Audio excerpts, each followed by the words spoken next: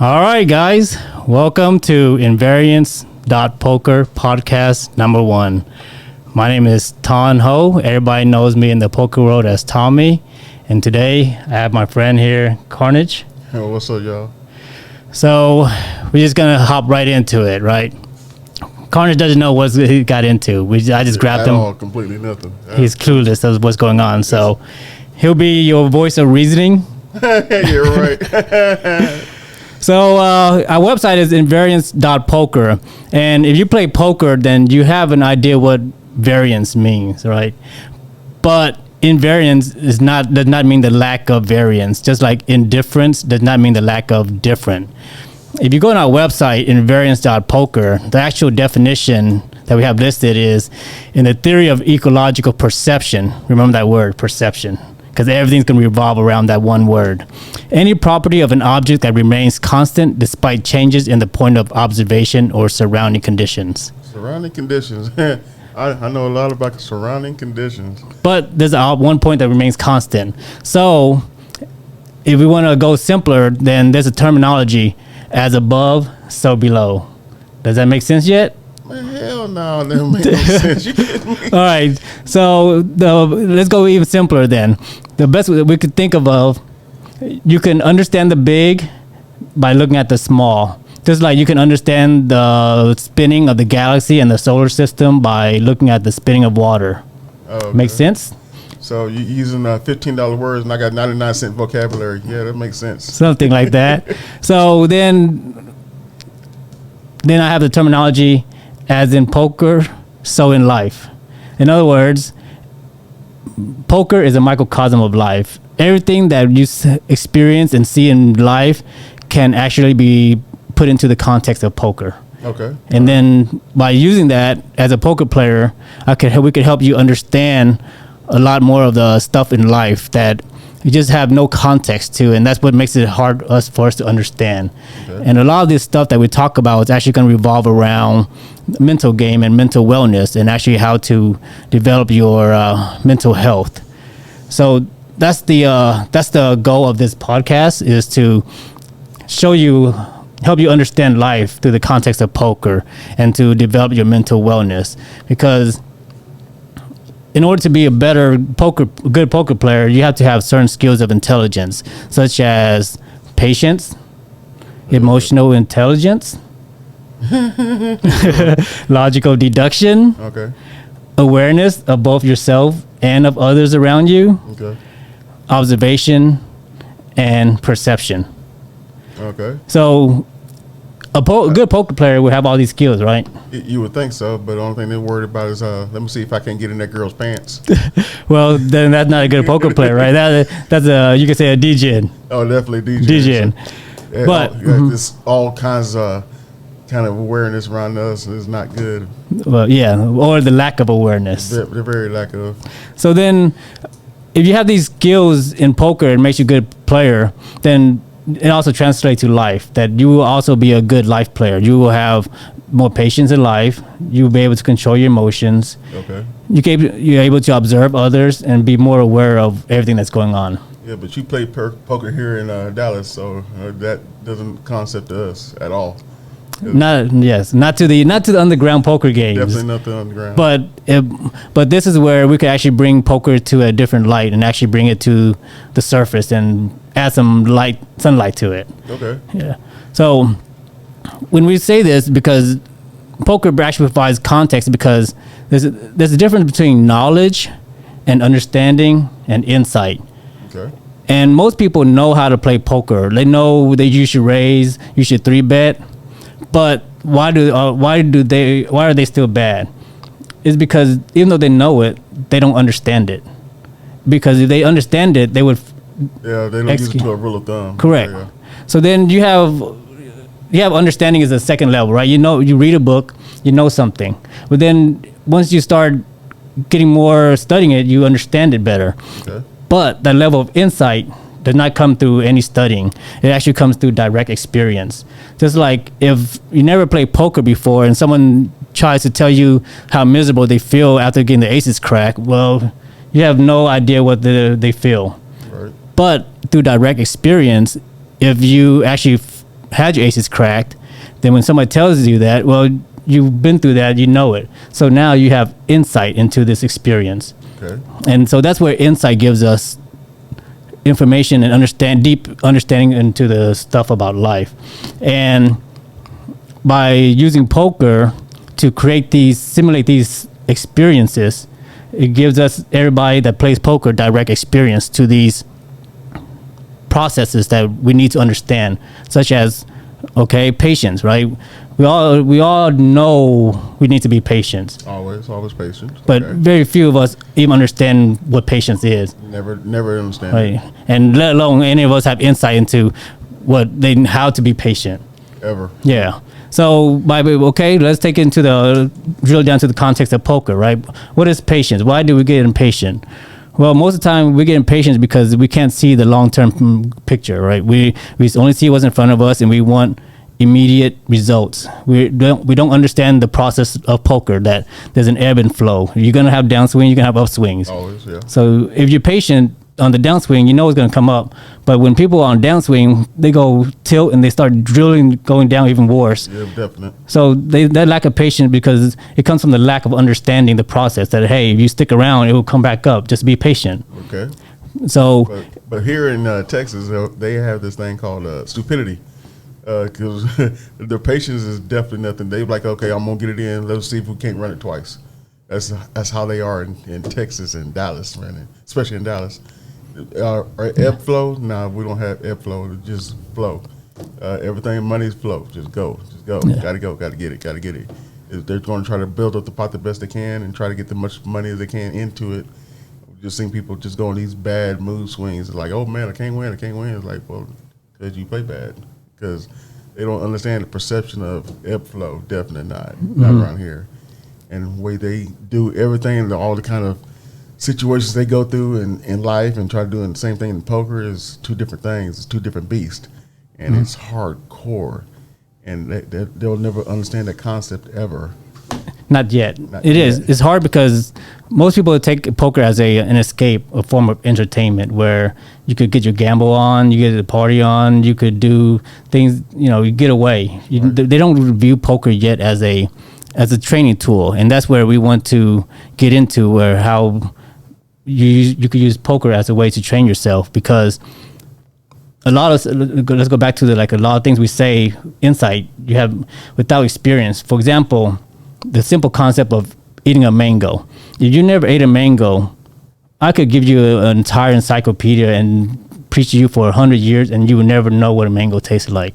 Right. But the moment you eat a mango, I don't have to give you a whole encyclopedia, and you know what a mango tastes like. Okay. So that's the best example of how experience will give you context to understand things.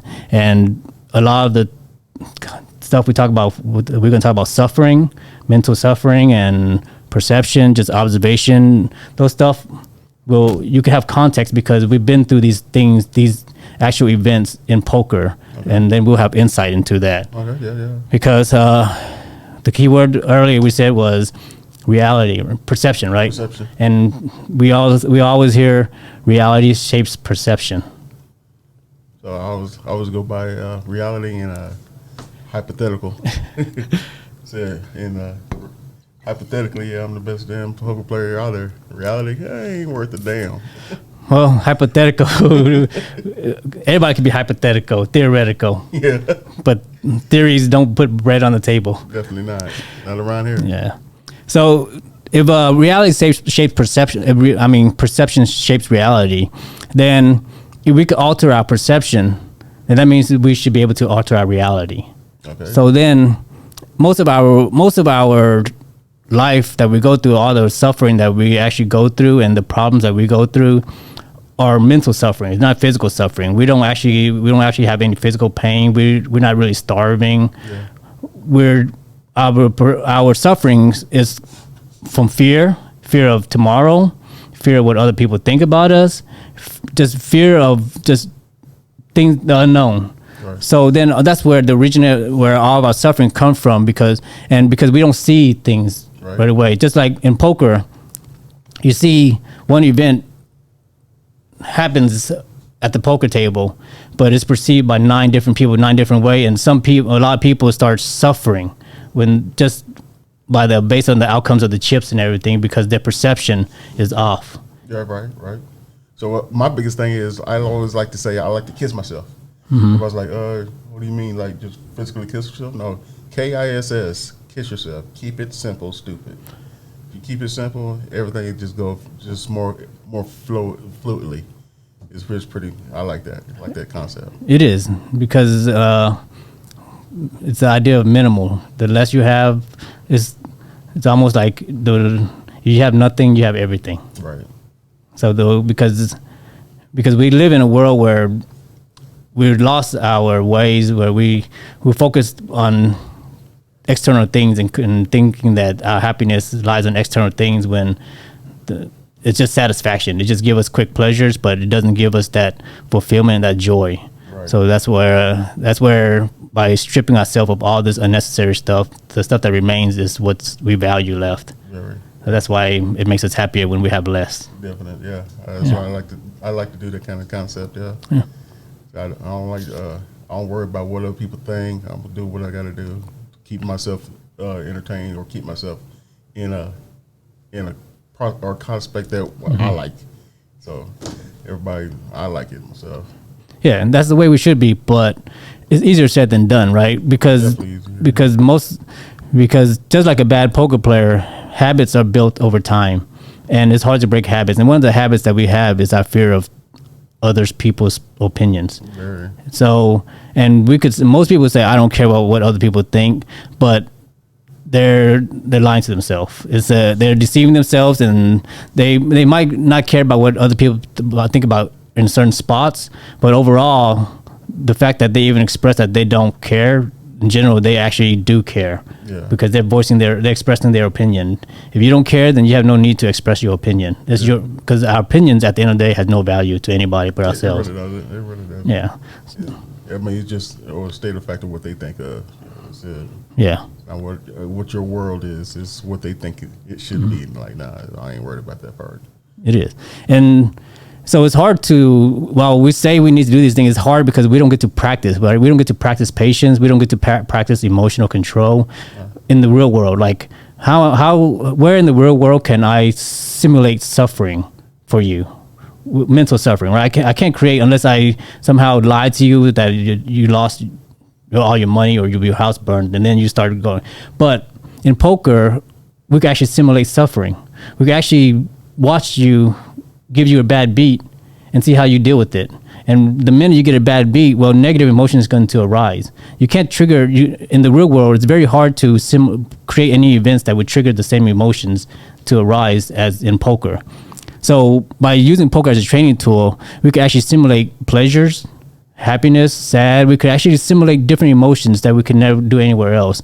And this is by simulating these events, then we could cause emotions to arise. And when those emotions arise, is at the moment when we can actually start to cope with it. Yeah, that makes a lot of sense, because a lot of people like to rubberneck when somebody has an accident down the street. They want to see what the accident, see what the problem is. Like they like to see the accident. They love to see the gore, the horrified. I'm like, dude, there has somebody accident. That's somebody's lives have just been in jeopardy, and you want to rubberneck just to check it out to see the gore. Like, that don't make no sense. I understand that part. That makes a lot of sense. Yeah, it's like they want to see the hardcore, unsure. That's because the direct experience is what we're looking for. Yeah. And witnessing something is as close to a direct experience as we could get to an accident without being in one.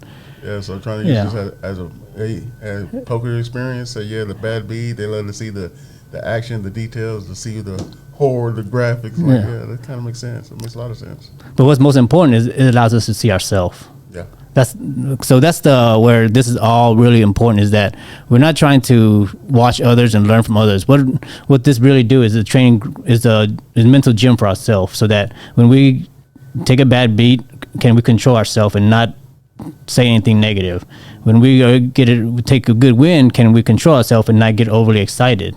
Because is it like the ebb and flow? And then when we're running bad, can we control our emotions and tilt and patience and not play bad? So these are stuff that we could every day that at the poker table, hand by hand, we could practice. And then not only that, but in between hands, we could actually practice. You could call it meditation or a form of mindful practicing, because habits are developed through iteration, right? One iteration at a time. Okay. So every time the dealer is dealing a hand, you could call that one iteration. And if you could practice, just take that moment to watch your breathing, being mindful, and don't do anything. Well, you made one iteration. And every time you do this, what happens is your mindfulness becomes more potent, more stronger. You're able to stay mindful longer. You're able to hold what it is basically you're holding your mind from thinking. You're ceasing thought, but you're not going mindless. You're not going like just hypnotized. You're actually very alert and very observant of your own thoughts, because you're trying to prevent thoughts from carrying you away. Right. So this is stuff that you can actually practice at the poker table through every hand, every iteration. Of course, it's going to get exhausting, because most people cannot hold their mind thoughts for maybe 5 seconds, 10 seconds before they're carried away. Well, like I said, there's all kinds of distractions in there. You got girls that's them they're half naked, and about you want to get a massage. Well, I don't go in that. I'm not in that scene. I'm in the more the other scene. So I don't. We'll that won't be a distraction to most of hopefully our day crowd. Yeah, right. I can't say anything for the night crowd. That's why I try not to stay. The underground's a little bit different. Got a different beast in there. Yeah, they got all kinds of distractions. Want to massage, want to do this. They just got everything you can think of underneath the roof, and they're trying to make sure that you sit there and kind of keep your mind out of occupied. That's all that is. So you can kind of see the difference between the day game and the night game, where the night game is more of a escape, whereas the day game you could use as more of a gym, a mental gym, and that will actually help you a lot, because the most important thing that you want to focus on when if you want to train yourself is controlling your thoughts, because that's you could say the epitome of mental wellness is being able to control your thoughts so that your thoughts don't control you. Because when your thoughts control you, that means that at any moment random thoughts could come up which would trigger certain emotions to arise, and this is where PTSD comes in, where the thoughts, the memories and experiences so strong that the thoughts arise out of their control. It's the little things that would trigger will cause thoughts to arise. Right. So by training yourself to control your thoughts slowly, then you'll be more mentally fit. Okay. Still in your mind, and this is where we want to encourage people to use poker as a way to get more mentally fit. I understand that, but I can understand that part too. But like I said, underground is a little bit more of a different kind of beast, because they want to keep you there, keep you entertained as best you possibly can, and just kind of feed your inner without trying to break you in half. Mm-hmm. It's a different kind of beast. Or underground and trying to be like in a casino world, it's a different kind of thing. It is, and later on when we go to a little bit of my history, I play an underground world game, so I have direct experience too, and I can see it. 22 years. Yeah, but so far we kind of summarized what the website is, just for our first podcast for our listeners. But so then I want to talk about what Invariance.Poker, what our goal is. The goal of this startup is to be a social enterprise. It's not a for-profit. Our goal is to be self-sustaining, where the enterprise will make its own money. For example, podcast sponsorships and everything. But there's going to be no ownership. There's going to be no shareholders. The only people that make money are the people that contribute to this business, because this world, if you look around, is pretty corrupted in terms of profit motive. Yeah, whereas if people do it out of passion and the drive to help others and make it a social enterprise, I think it's a different way to do it. And not only that, but you look on our website, I put where our goal is to be blockchain based, so that we could be transparent also, because a lot of the not-for-profit is very non-transparent, where you don't see where the money is. Where I think with blockchain and crypto technology, social enterprise should be the way to go, and this should be transparent and it's very fluid because of the technology available. Right. And that's where our goal is to go with this website. So okay. Hopefully it takes off. But now let's go to my backstory, because we'll see how all this is started shaping up, because my backstory has full of bad beats, and I think not many people know all the stories, but I'll go ahead. It's going to be pretty funny. Okay. So funnier than mine, I doubt it though. But let's try it. All right. So we started with high school, right? I was a straight A student, and I was like number 2 from 9th grade all the way up. I was sitting there. I was salutatorian. I had a chance for valedictorian. But then I was doing gymnastics and sports, and these girls, they're like, oh, well, they took advantage of it. They jumped into band and choir, where you get honors credit, where I didn't get regular credit. So the last year, they both jumped me, and I got saluted. I got 3rd place, the one that don't count at all. Wow. So that was like I thought it was a bad beat, because I didn't think it was fair that all they had to do was go sing while I did competitive sports, and they got higher grades than me, and they jumped me for the chance at better scholarships. Yeah. So that was first bad beat. But then, so I took a scholarship to the University of Dallas down the street. It was a full ride. Full straight 4 years, so that they had the MBA program, so I could get my MBA in 5 years. But what I did was I went straight. I just loaded up winter, summer, spring, all classes I can. I graduated in 3 years, got my MBA in 4 years. Right when I got out with a .com bust, so I was overqualified and underexperienced, and I couldn't get a job. Oh my God. Since I have never got a job with my MBA since then. So it was just that's just lifestyle right there. Just I got my bachelor's in criminal science, and I can't get a job anywhere like that either. It's crazy like that. Yeah, it don't make no damn sense. Yeah, so now there's like all these for-profit schools, and they're just diluting the value of all the MBAs now, and where MBAs just don't have the same rhyme or rhythm anymore to it. So.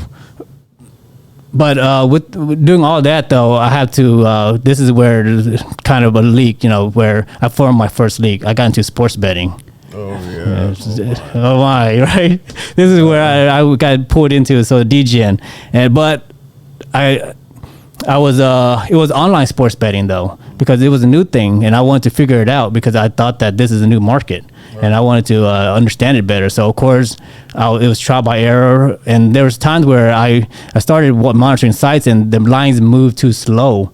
Like, the game sometimes started, and the line was still there. Right. And so I kind of, made bets that I already knew had a little edge to it and everything. Right. And I started monitoring all these lines and everything, just kind of play around. But I was still I had the FOMO issue where you always look at a line and you're like, man, this line is good. I got to bet. And then, got to get that one. Can't pass it up, and you always lose. Oh, yeah. I definitely know about that. Yeah, typical sports betting DGen. Yeah, man. FOMO. I remember doing that one time, and my first time trying to do sports betting, and I was just going and going and going. I actually lost $6,500 in 1 week. And that's back then the 6,500 is a lot. That's probably. Super a lot, man. Yeah. That's crazy. How you going through all this kind of money? And I mean, that didn't make no sense. That was my first and last time betting. I just would never do that again in my life.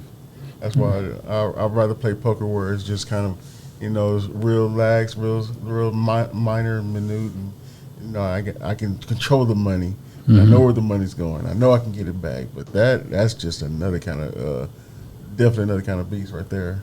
It is. So that wasn't making any money. So then I had to find a way to make money. And then I did a bit of eBay stuff in high school. So that's where I focused on. Then I bought some stuff from wholesalers and everything. And within a year, I was able to get the business up from just a little $100 investment to $500,000 in sales revenue. So I had rent to warehouse and started buying pallets and truckloads of all these stuff to start selling on eBay. And then I also got into e-commerce because that's where I started hiring somebody to develop a website. This was in around 2002 to 2004. So this is still early in the e-commerce day. And I was already trying to develop a website for drop shipping. Do you know what that is? No. So drop shipping is where you create a front end website and then you plug it in with a bunch of suppliers in the back end, and people would order from your website, and those orders would shoot directly to the suppliers, and then they would ship it out. Okay. So then that you don't have to handle inventory or management. You just have to handle the funneling of the customers into the orders. Okay. So I was creating that website already, and then I took a gamble. Of course, there's always I took a gamble. I decided to just go bypass the middleman. I went on Alibaba.com. Okay. This is when nobody knew about Alibaba, and I researched some Chinese companies, and I wanted to import directly from myself. So then I researched what's the hottest item of that year, and it was around that time. It was those electric scooters and those mini Harleys, gas powered. Okay. You remember they were like in Harry Hines there had a lot of those little running. Yeah. So I imported a whole container of those, and I took out loans and everything, and it didn't go well. The shipment, the stuff came in was bad, so the battery was bad. Okay. That means you pretty much it was a dead scooter. Right. And then the big ones, the pieces started breaking and everything. So I lost a lot of money on that one, and I was like, you call it bad beat number 2, self-inflicted bad beat. What they always say, nothing ventured, nothing gained. Like, I gained a lot of debt and credit and bad beat. Yeah. So then, and I never recovered from that where I was just constantly trying to just hold above water, and eventually I just, I'm bored. I'm like I like the excitement of starting something, but once I have to manage it and carry it and running around, I start losing passion and fire for it, and then I get bored and I start thinking about other things. Right. So then I kind of gave up on that, and right around 2005, I started getting better at the online stuff, betting. Then what I noticed was websites weren't moving fast enough. Right. And then there's an arbitrage opportunity. Do you know what arbitrage is? No, sir. So arbitrage is when basically when two things are mismatched, where you could buy low and sell high at the same time. Okay. So I found sites that had mismatched lines where I could bet the same side of a game. It's called sports arbitrage. Basically bet opposite sides and come out with a small profit no matter who wins or lost. So I was trading all this manually then, because I started noticing the lines and just started having to do it. But then because you have to do it quickly now because lines move. So at that time, lines were moving you had about up to 10 seconds before the lines would change. So I had 10 seconds. But the problem then was sometimes I was going so fast, I would bet the wrong team. So then when I go back to do the books, the numbers are way off, and I knew right away I screwed up. I basically bet the same team twice, and we both lost, right? So you lose. Yeah. So then and it kept happening because I had to go quickly, and it was a mistake that I couldn't stop myself from redoing. Right. So I went, and this is where I did my first outsourcing. I went online on freelancer.com, and I hired a Romanian guy named Soren. I told him, I was like, hey, I need you to scrape these websites for me, compare the data, and then if there's a certain criteria, there's a plus, if you add the numbers up, then place this bet for me. So he was able to do it, and that was my first bot that I built. Really? So that was my first trading bot, and I just ran it, and it did good. So and so it started making money on its own.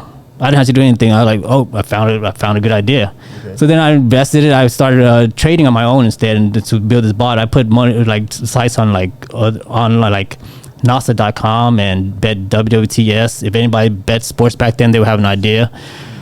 But then. Here we go. In 2006, George Bush passed a port bill that included the Unlawful Internet Gambling Enforcement Act of 2006, where it banned sports betting. So overnight, all these sports books just left the U.S. market and took my money with it. Oh my God. So bad beat number 3 now. Yeah, that's 3. So it just it was. I think from there I just couldn't recover. Yeah, definitely. So it was bad. I did but around that time also there was online poker. Oh, sorry. Right around that time after all that happened, paperheads started coming up.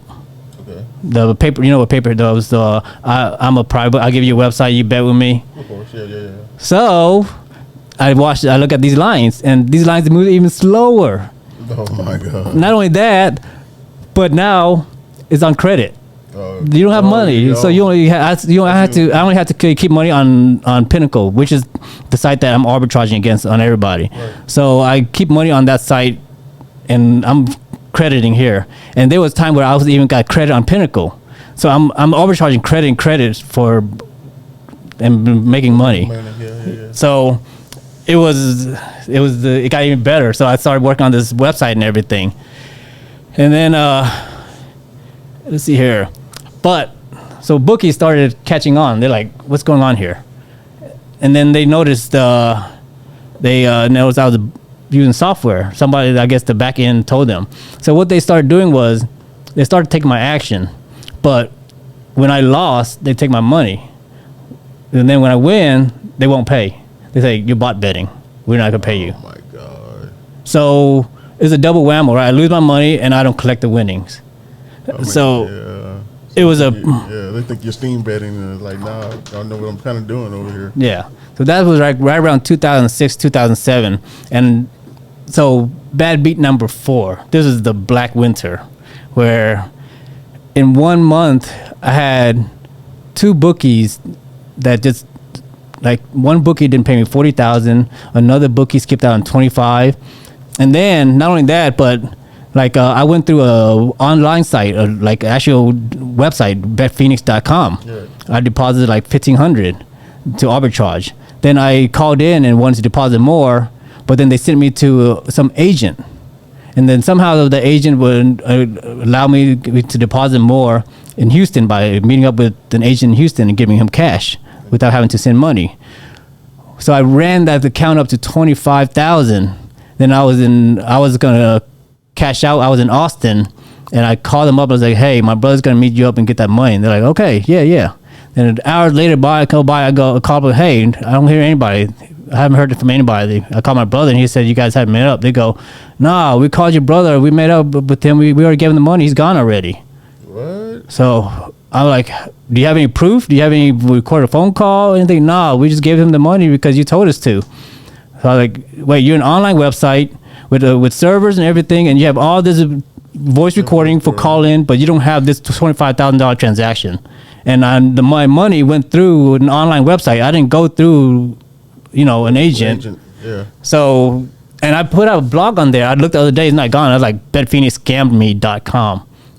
I actually put out a domain just to keep on the records, but I guess it got taken off. But I'm pretty sure if somebody knows how to dig up the old archives website, they could find it. Oh yeah. So that was bad beat number 4. So in between that time, online poker started popping up. Right. Party poker. So I started playing party poker and Bodog. I was a bad player, but everybody was just worse than me. That's the only reason why I won. Like everybody was really bad. Super bad. Yeah, like they're paying off with like just ace with no kicker. Like they're paying stacking off. That's how it always is, man. It's like they'll play what they think it'll win, and see they seen it win before. So that's the reason why they try to do the same thing. They try to play online. And like, yeah, I done that before. I'm gonna try that again. Yeah. That's the reason why they lose so much. You're probably a better player than everybody then. Yeah, but a lot of people that's why I think everybody think they're good at poker, because they started online back in the party poker days, and people were so bad that the bad players won. Oh yeah. And even now, of course, the bad players drop off, but even like some of the people that even the only ones that are delusional remaining that they still think that they can beat the game. It's just they're running bad for the last 20 years. Oh my God, I know a couple of guys like that right now. They just run bad, just run bad in life completely. It's just retarded. Run bad in life. Oh, well, like my bad beat so far. Oh man, I can't tell. I can't tell if I'm running bad or like there's some self-inflicting bad beat. There's of course there's some sloppy decisions in there, but I felt like the George Bush. I didn't do anything to him. He just but that's George Bush, of course, in Texas too. Now, so, what do you expect? So let's go to 2007, 2008 now. After I got pretty much wiped out when all the bookies didn't pay me and everything, because you lose money on one side and you don't collect on the other, so you're taking a heavy loss. Double negative right there. Yeah. So then I was reading a Business Week article and I found out something about Second Life. You know what that is? It's an online universe, metaverse. You know what? You heard the term metaverse now, right? Metaverse, You're just barely hearing about it now. This was in 2007 when I went into Second Life and I discovered it. And what I found out was when I went in there, people were running casinos already in there for real money. Like Second Life, you can actually trade money in and out, real money. It's called Linden dollars. Okay. I think it was like 276 Linden dollar for $1 US. So it went in and out. So people were already creating casino. Somebody had a sports book, so because I was familiar with the sports betting, I wanted there to go in there and create a sports book. But after I got in there, started working on it, they banned gambling. So then I kept looking, and what I saw was somebody's running a bank, a small one, offering interest. Okay. So then I decided, hey, I'm going to open a bank. So I opened a bank. I'm going to take that money and I'm going to go arbitrage. Okay. But I'm gonna go through a third party, so that somebody that I don't have to deal directly with the books. Right. So somebody could actually help me kind of protect me for what I thought. You thought. So then I've been to build the bank, and within a few months, it shot up to 15,000 users. I had over like close to $300,000 in deposits. Really? And even in Wikipedia, there's people that started generating. Like my avatar was called Arbitrage Wise.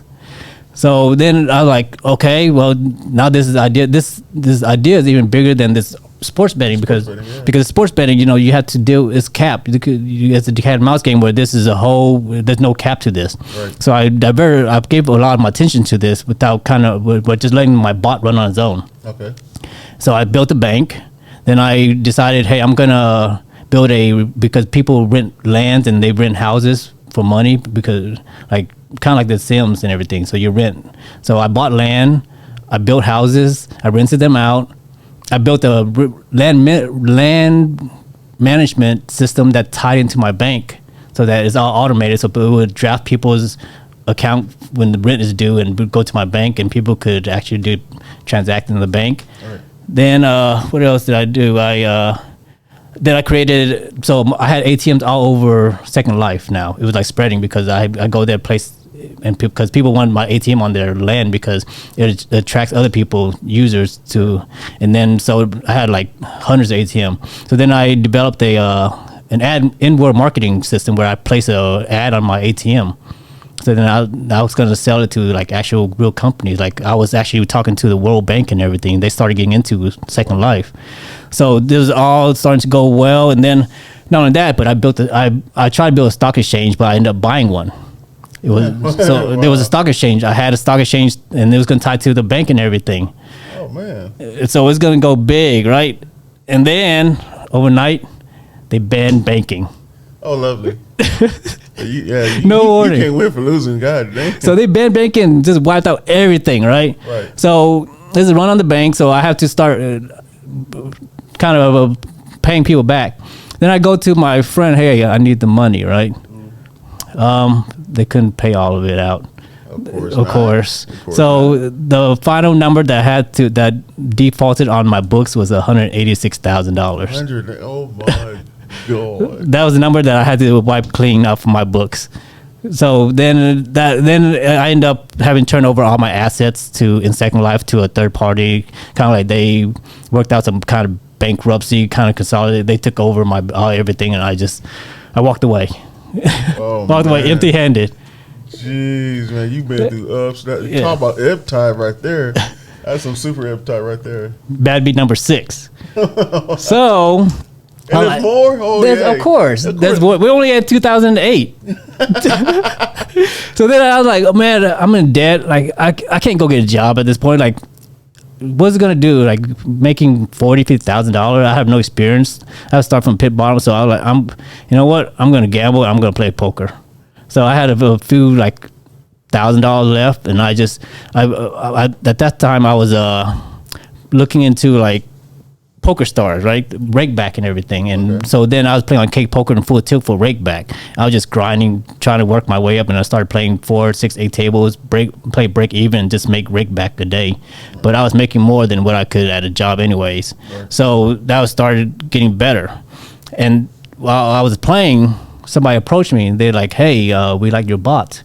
We'll run it. We'll give you a percentage, right? Now it's risk free for me." Okay. So I'm like, "Oh yeah, great idea. Sure, I'll take it." So then, it was the cat and mouse game at this point where I know they're trying to look for detections, and so I have to think ahead of them, like what are they detecting, right? They're detecting how fast you log in, so I have to manipulate my login. They're looking at what time you bet, so I had to make bet schedulers and everything. Right. So I had to do all that cat and mouse games, but it started working, and we started crushing the Dallas market. But there's a then they got, of course, these were Asian guys, right? Okay. So they started talking about how they have this machine that's printing money in their sleep and bragging. And of course, word got out, and we got blacklisted. In Dallas. Like I've told people that I'm blacklisted from sports betting in Dallas because of this here. Thing, oh my God. So, but we made good money. I didn't lose money at that point. It's just we made good money for about a season, and then it just kind of died. But then my poker game was starting to get better. So, at the beginning of 2009, I took poker seriously. I looked into Poker Stars. They had this program where you have to play a certain amount of hands to get to a certain amount of VIP, and the highest was called Supernova Elite.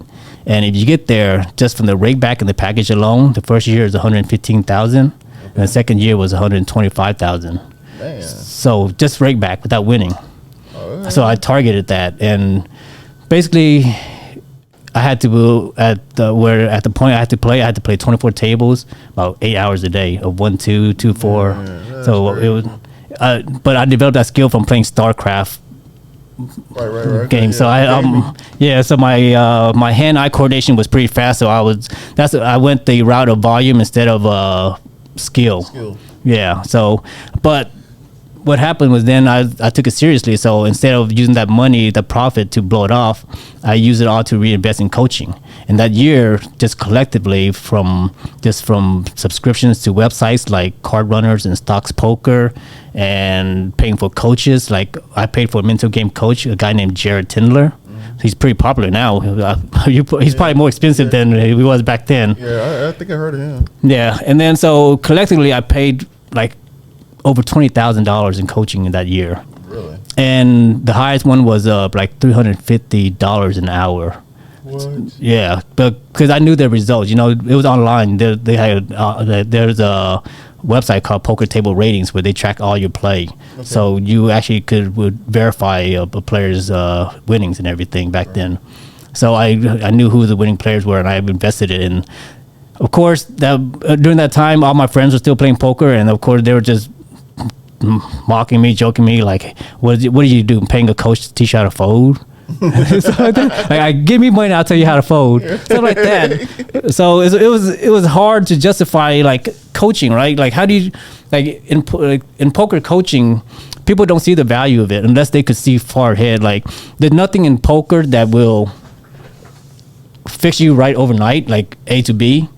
Is very smooth and transitory, where plug one little leak here, plug one little leak there, but you don't know that leak because you don't know that you don't know. Yeah, you don't know if you can hold the force or hold that back to the. Yeah, I understand. Like so, you need somebody there to just plug that just spot that one leak that over 1,000 hands plugging that one leak could turn you from a losing player to a winning player. Mm-hmm. But they don't value that. Because they want something like, hey, immediate gratification. They love the instantaneous. Yeah. So all my friends, of course, just we were running out of battery. So all my friends made fun of me for that. And I don't know, we're going to have time for the next podcast, but we have to go. Yeah. So let's see where we're going for here. Yeah. So I got coaching and I went Supernova Elite. And I got it for the first year. Then I went to Vietnam. I decided to, hey, I'm just going to grind Vietnam, rebuild, do everything. So I went to Vietnam in 2010 and grinded. Right. And then I came before I left though, I got into a second partnership with the Sports Arbitrage as well. Another group of guy. You kind of know him. Yeah. Oh yeah. Okay, you know them. I definitely know them. So they got their accounts, and we were even bigger. Like I remember at our peak, we had $1 million in pending bets on one day. It was in November. It was because we had college basketball, college football, NFL, and NBA at the same time. So it was doing well, and then I was starting to catch up, and I went to Vietnam and grinded.